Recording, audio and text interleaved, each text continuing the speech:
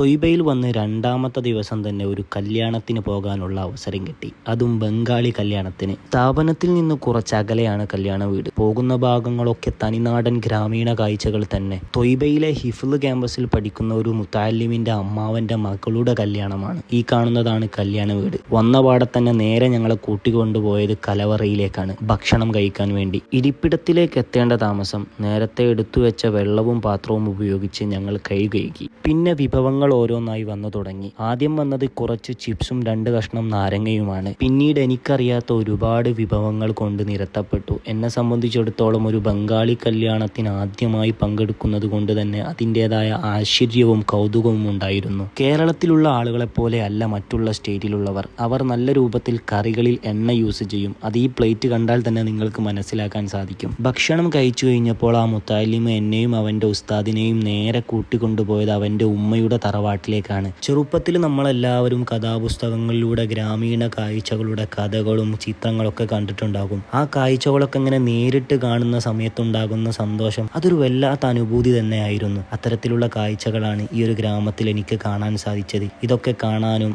അങ്ങനെ ആസ്വദിക്കാനൊക്കെ പറ്റി. ബംഗാളിലെ വ്യത്യസ്തമായ കാഴ്ചകൾ തുടരും.